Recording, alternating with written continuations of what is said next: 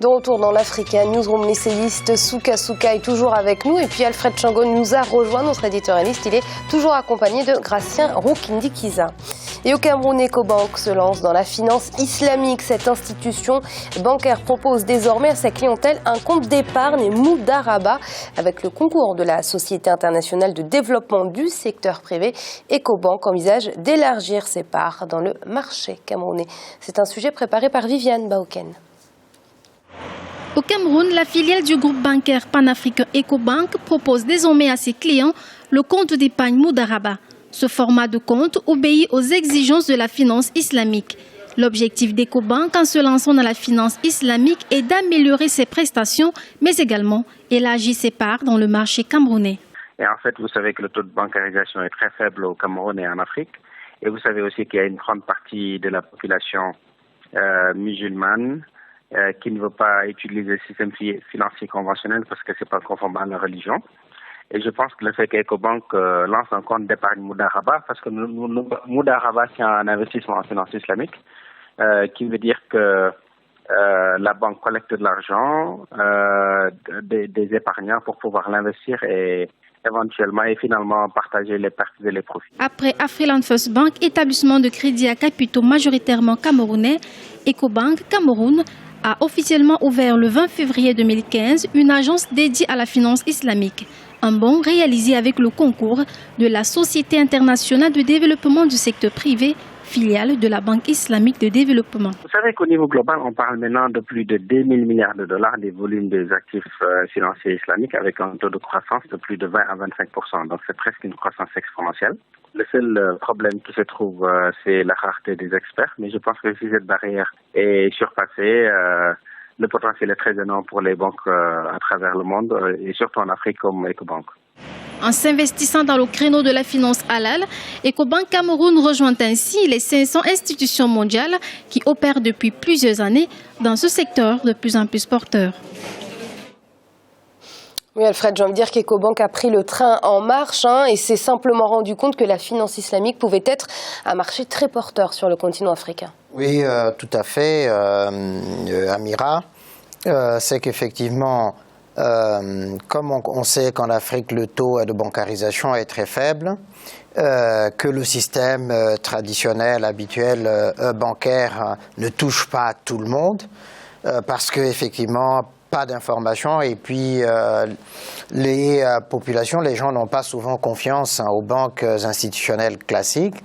Là, pour le coup, comme une partie du Cameroun, notamment le nord, est islamisé, et donc c'est une occasion pour eux d'accéder justement à la banque, à un compte en banque, d'obtenir de financement, de faire valoriser leur argent.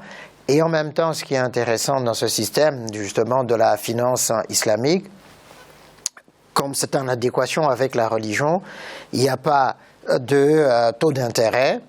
Et donc, ça permet effectivement à ceux qui empruntent à cette banque-là, tout en étant solvables, puisque la banque ne prête pas à perte, vérifie justement la solvabilité ou contrôle justement la réalisation de projets, l'exécution de projets. Donc Ecobank effectivement là élargit son spectre justement de financement en intégrant la finance islamique. Il faut savoir effectivement que c'est aussi un instrument non seulement de la puissance du pouvoir public, mais la Banque internationale justement de développement islamique est financée en grande partie par les pays du Golfe. Et ces pays du Golfe, effectivement, ont cherché, le Qatar, l'Arabie Saoudite, etc., Koweït, chercher le moyen de pénétrer le marché africain et de soutenir justement les économies africaines. Et là, pour le coup, pour Ecobank, c'est tout bénéfice si, naturellement, ça marche. Monsieur Souka, est-ce que la finance islamique peut aider à la bancarisation d'un pays? Bon, il faut le souhaiter. Moi, je suis convaincu que toutes les organisations financières qui peuvent apporter de l'argent aux Africains d'en bas sont les bienvenus. Il faut savoir aussi que la finance islamique a la particularité de ne pas être usuraire. C'est-à-dire que les taux ne sont pas excessifs comme... Et puis la recherche de profit n'est pas l'objet premier. Et ça, c'est une bonne chose. C'est une bonne chose. Mais enfin, gardons-nous de tomber dans le sectarisme. C'est-à-dire que, bon, est-ce que cette banque aura le même statut, comme a dit notre éditorial, est-ce que cette banque sera dans le sud du Cameroun et fera les mêmes choses avec les non-musulmans? C'est ça. Oui, justement, Gracien, est-ce que la finance islamique est réservée uniquement aux musulmans? Pas du tout. Elle est réservée à tout le monde. Il faut que chacun comprenne déjà le phénomène en soi. Je pense que c'est aussi les gens, les individus par exemple, qui placent leur argent dans la finance islamique peuvent gagner plus que ceux qui ont placé avec des... Le terme finance islamique ne va-t-il pas un peu refroidir les personnes justement qui ne sont pas musulmanes? Non, pas... Bon, oui, bien sûr le terme peut refroidir, mais il suffit de bien comprendre, d'expliquer, parce qu'il n'y a pas des intérêts, mais on partage, disons, le fruit de l'actif et de l'investissement. C'est-à-dire, si on a investi dans une maison, on va voir les loyers, combien ça rapporte, et au lieu de les appeler, ce ne sont pas des intérêts, c'est le fruit, disons, du travail commun de ce qui a été investi. Cela ne peut pas refroidir, mais je pense qu'il faudra bien comprendre, il faudra qu'il y ait beaucoup de compétences, parce que ce phénomène qui s'amplifie en Afrique pourrait créer des problèmes, disons, d'interprétation à la fin. Par exemple, si beaucoup d'actifs n'ont pas produit, disons, je ne dirais pas d'intérêt, mais disons de plus-value, les gens pourront se dire finalement, on a perdu avec l'investissement dans la banque islamique. Et comme promis par le gouvernement sénégalais, les prix du carburant ont successivement connu des baisses ces dernières semaines. Une mesure entre en vigueur ce mercredi grâce aux négociations avec les structures syndicales. C'est un sujet de Jean-Paul Ouedraogo. Le gouvernement sénégalais a consenti une nouvelle baisse des prix à la pompe des hydrocarbures ce mercredi 17 février.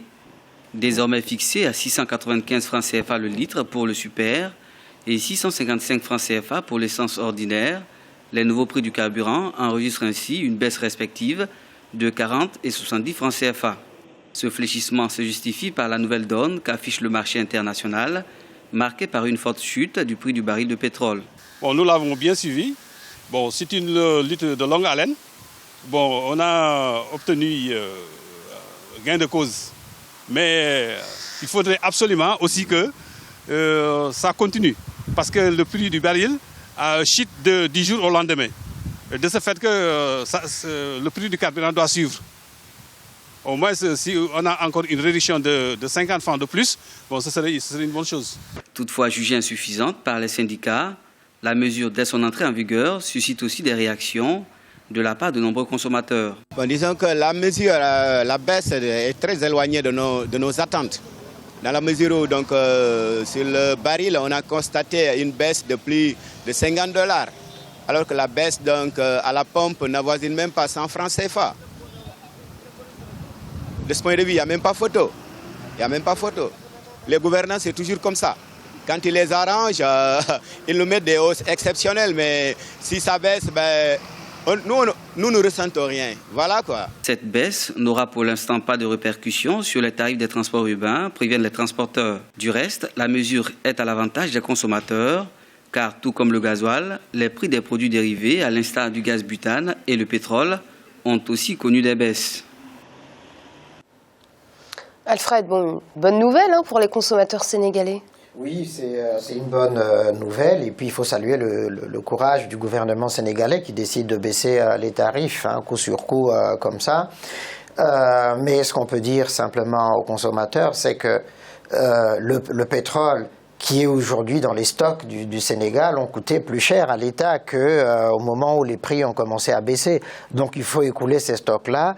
Ce sont les nouveaux stocks qui amèneraient effectivement la baisse effective réelle justement des coûts. Mais là, pour le coup, ce que l'État fait est à saluer. Monsieur Souka, une bonne nouvelle, mais manifestement loin des attentes. Les hydrocarbures sont, mais alors, les vaches à lait des budgets. Mais il faut reconnaître qu'on ne trompera plus le peuple. On voit très bien, bon, nous allons passer à la pompe et puis on va payer, mais on ne trompe pas le peuple, hélas. Oui, Gratien, et selon vous, une baisse tarifaire assez significative, hein, compte tenu de la chute libre du prix du baril, bien que Alfred nous ait expliqué pourquoi ça ne pouvait pas coller précisément à ce moment-là. Juste pour Alfred, c'est qu'en fait, il y a eu des baisses depuis un moment. Le stock, déjà d'avant des prix élevés, a été déjà écoulé pour moi. Et je pense qu'en réalité, le coût, même si le baril chute, disons, la part vraiment du prix au niveau de l'achat du pétrole brut, du baril, se représente à la pompe, on peut le retrouver pratiquement à 20%, à 30%. Le reste, il y a le transport et il y a les taxes. Donc, ce qui fait que l'État a une marge de manœuvre qui n'est pas vraiment large. Je pense que le gouvernement sénégalais a fait beaucoup au niveau de la baisse, pourrait faire plus, mais en réalité, on parlait de baisse au niveau du baril brut, mais on ne parlait pas vraiment, ce n'est pas la baisse du prix due à la pompe rendue aux consommateurs. Donc, ce qui fait qu'on ne peut pas répercuter automatiquement comme ça. Si ça baisse de moitié, on ne peut pas baisser. Ça ne baissera pas de moitié à la pompe. Ça ne pourra pas. Merci, Gratien. Merci, Amira. Bonsoir à tous. Merci à vous, Alfred. Ça a été un ravissement de vous retrouver autour de ce TNR. Et puis, à mes très chères téléspectatrices aussi, ça a été une joie de les retrouver. Merci, Alfred. Merci à vous également, Monsieur Souka. Je rappelle que vous êtes essayiste. Et vous l'aurez compris, c'est la fin de cette émission, mais l'Africa Newsroom, ce n'est jamais fini, puisqu'on se retrouve la semaine prochaine. À très vite, et merci de votre fidélité.